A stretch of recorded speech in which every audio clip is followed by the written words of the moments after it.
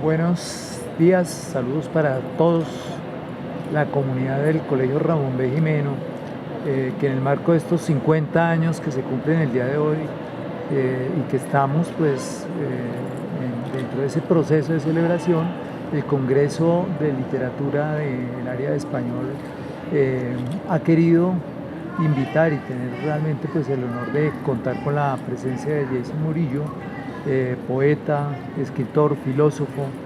Entonces, en primer lugar, Jason, muchísimas gracias por la asistencia y bienvenido al Colegio Ramón B. Jimeno. Muchísimas gracias por la invitación. Realmente es un honor estar en este momento, en este espacio, compartiendo con ustedes. Gracias.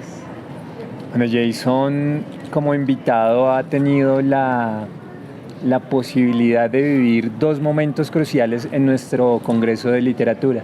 Por un lado, estar sumergido tal vez de una manera más directa en el tema de la violencia y en toda la historia que ha rodeado a Colombia. Y además, en ese mismo momento violento ha tenido la capacidad de hacer y de crear literatura.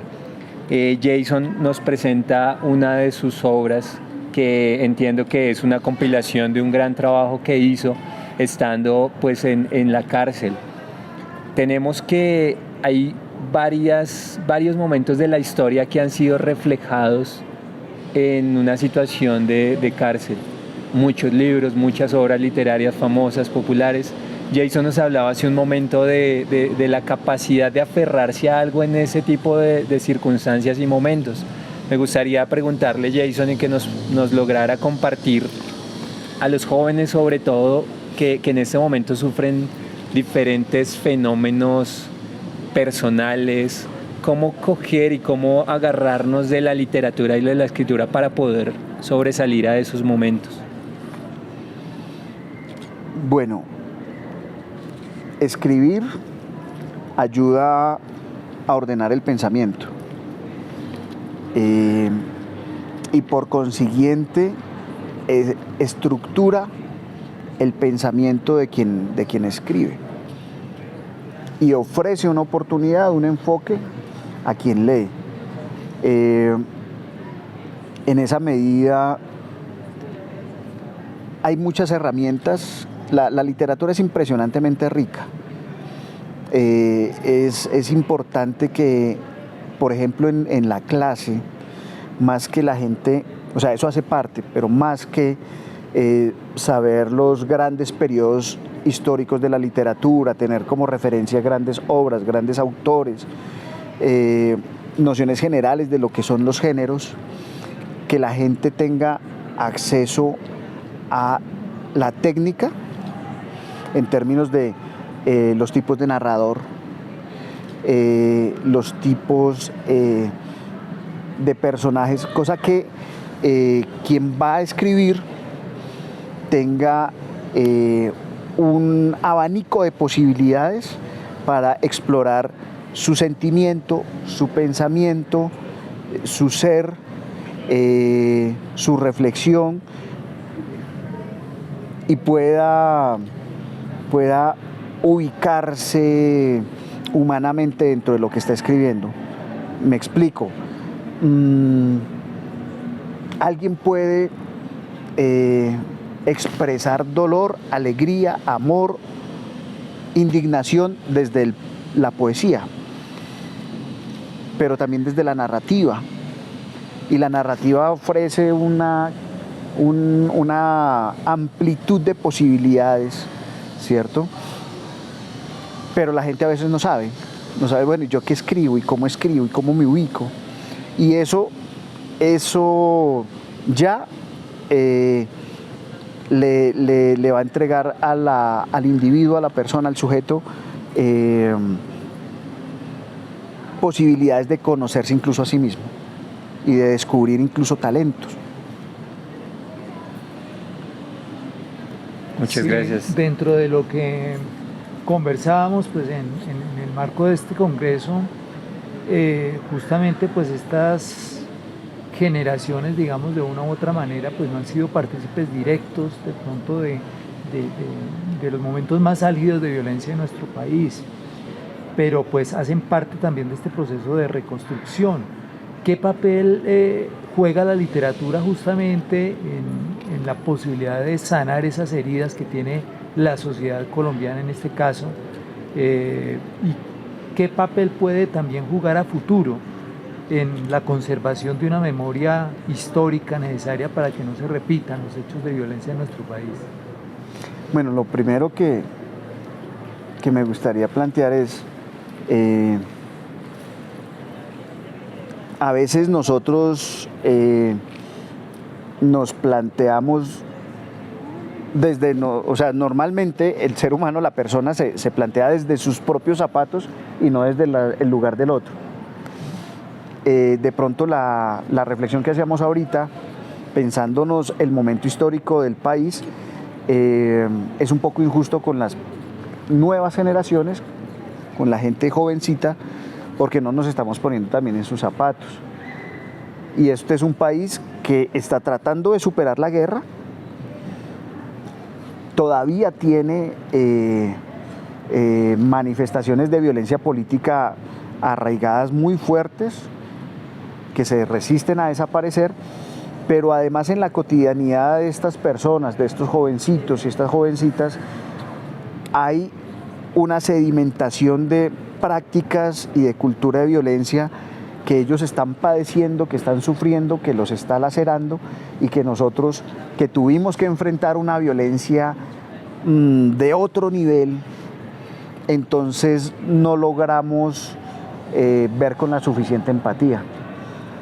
La violencia machista, la violencia doméstica, la violencia económica, el bullying, el matoneo, son cosas que rompen la psiquis, que rompen las emociones, la estructura sentimental, emocional de nuestras jovencitas, nuestros jovencitos hoy, y puede ser para ellos tan severo como quienes estuvimos enfrentados fue a la guerra, a esta gran guerra civil, ¿cierto?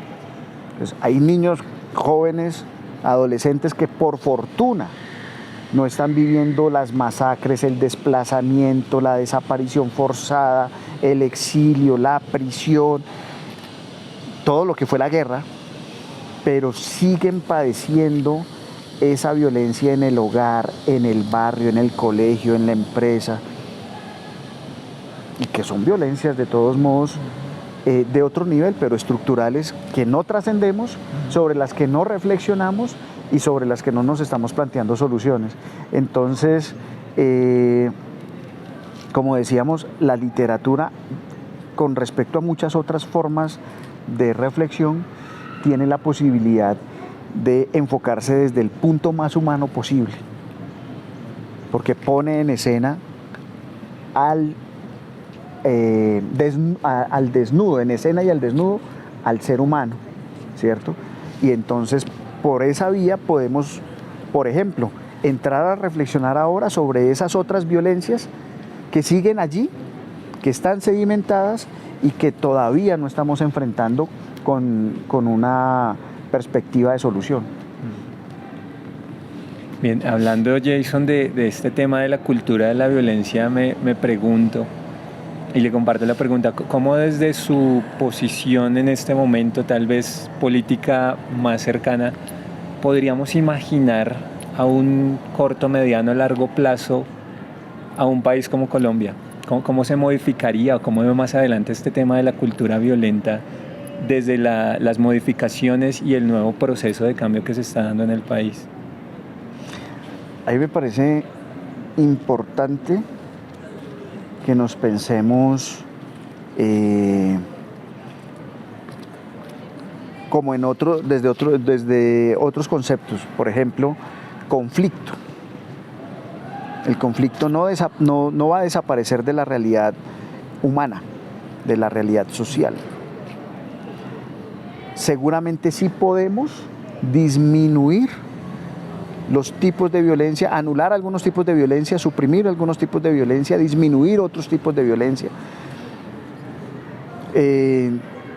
tal vez tengamos que cargar con el lastre que no desaparezcan todas las expresiones de violencia, pero sí podemos suprimir algunas, mitigar otras, pero en todo caso pensarnos el conflicto, la conflictividad como la base del desarrollo, pensarnos dialécticamente, ¿sí? A veces no entender y no asumir el valor del conflicto nos termina llevando a la violencia, por ejemplo.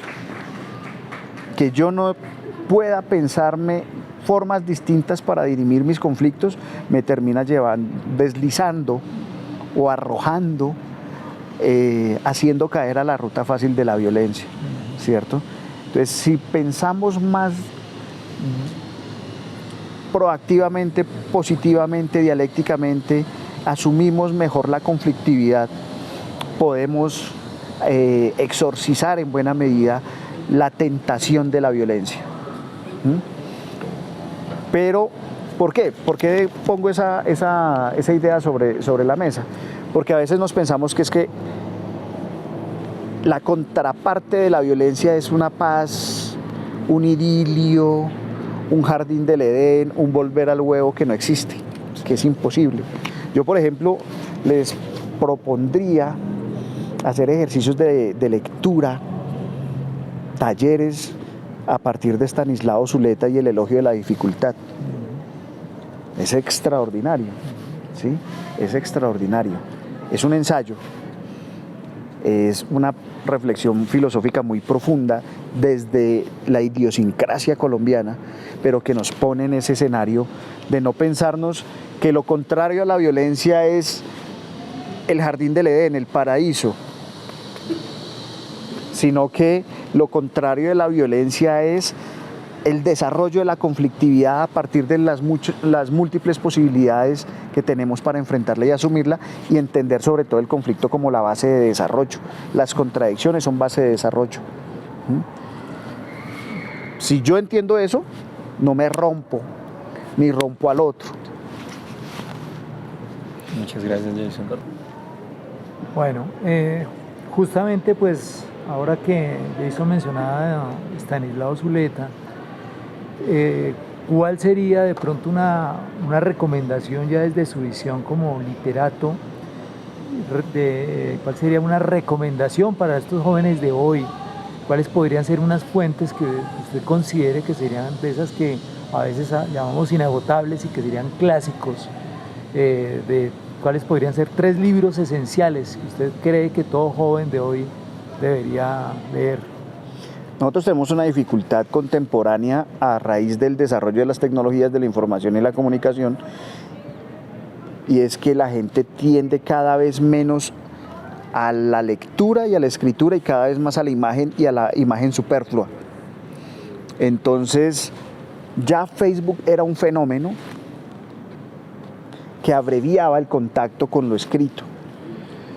Pero entra Twitter, 100 caracteres, que ya era demasiado breve aparentemente, y ahorita TikTok anula. Ahora son 30 segundos de imagen en los que los primeros 5 te enganchan o no, y la gente sigue buscando otra imagen que en los primeros segundos sí lo enganche, y entre más absurdo, superfluo, inane sea, más te engancha. ¿Cómo podríamos intentar un retorno al pensamiento, un retorno al espíritu humano? Porque es que eso sí nos está llevando al cascarón humano. Un retorno al espíritu a través de la literatura. No vamos a enfrentar a gente que ya no se lee ni siquiera 100 caracteres, ni siquiera le dedica 30 segundos a una imagen de TikTok, sino que, que cada vez es más superficial, cada vez piensa menos y se permite sentir menos. ¿Cómo los enfrentamos a 1000 páginas de Ulises? Que son 1000 páginas que relatan 24 horas en Dublín. 1000 páginas que relatan un día. Es impresionante, entre otras cosas catalogada como la obra fundamental del siglo XX, ¿no? En algunos estándares. ¿Cómo volvemos allá? Entonces uno diría, por ejemplo, la minificción, que es el género literario del siglo XXI. Entonces, volver a la gente al pensamiento, a la reflexión profunda, a partir de la literatura, pero volviendo a textos que son supremamente breves, ¿cierto? Y desde lo breve llevarlos al cuento, y desde o por ejemplo, el haiku en la poesía. Ese poema también profundo, estructural, pero impresionantemente sintético. Entonces, desde el haiku, desde lo corto, desde lo breve, pero profundo, recuperar la gente hacia el espíritu, hacia la integralidad del espíritu humano y de la conciencia y del pensamiento. Entonces, con la minificción al cuento, y con el cuento a la crónica, y de la crónica a la novela. Es volverlos a traer de la sombra a la luz. Y con la poesía, con el haiku, ¿cierto? Luego los va trayendo uno hacia esos grandes poemas, ¿cierto? Eso podría ser un camino. Se me ocurre a mí, también como docente que soy, pensándonos, bueno, y la didáctica de esto, la pedagogía, ¿cómo podría ser? Sería un choque a gente que ni siquiera se detiene 30 segundos a mirar un video pendejo, ¿cierto? Tratarlos de traer a los 100 años de soledad, ¿cierto? Entonces, no, con la literatura, por fortuna, todavía tiene herramientas extraordinarias para recuperar la gente. Esa se me ocurre a mí. Gracias. Bueno, una interesante tarea que como docentes estamos necesitados a crearla, y pues tenemos aquí una buena idea. Bueno, ya para finalizar quisiéramos escuchar, Jason, ¿en dónde podríamos conseguir la obra de Jason para leerla y darle una mirada detenida? Bueno, como yo soy de esos escritores que cunden, y es que no somos reconocidos en la industria, que por sí en Colombia es de las más precarias. El estándar de lectura en Colombia está incluso por debajo del libro anual, y por eso no aparecemos ni siquiera de última en los listados globales de lectores. Y cuando aparecemos en el último puesto, realmente vergonzoso. Entonces, los escritores así independientes, que hemos publicado de manera autónoma o con editoriales o imprentas independientes, no tenemos gran circulación. Luego nuestros libros tienen tirajes muy pequeños que se agotan rápidamente, pero estos libros, por fortuna, están en la Biblioteca Nacional, en la Luis Ángel Arango, en la del Tintal, en la Virgilio Barco, en la Biblioteca Central de la Universidad Nacional. A veces hemos podido dejar en algunas bibliotecas de colegios. Entonces, de entrada por allí se puede tener acceso en las bibliotecas públicas a estos libros que se han escrito en los últimos como 17 años. Este en particular, obviamente, salió con un tiraje muy pequeño que estamos tratando de reeditar. Buscar los recursos es un poco difícil. En esta temporada el papel y la base material para la construcción de libros está muy costosa, pero por ahora en las bibliotecas, y estamos pendientes, este tiraje ya se agotó, estamos pendientes a una segunda edición que estaríamos haciendo llegar a los colegios y aquí, obviamente.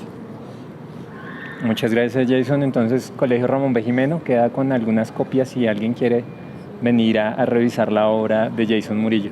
Muchas gracias, Jason, por la asistencia. Muchas gracias por participar en este 5º Congreso de Lectura Crítica, y esperamos que no sea la única oportunidad. Bueno, esperamos tenerlo por aquí. Vamos a hacer talleres. Exactamente. Entonces, esa es la idea. Muchas gracias a todos los participantes, estudiantes e invitados, y a los docentes del Colegio Ramón B. Jimeno.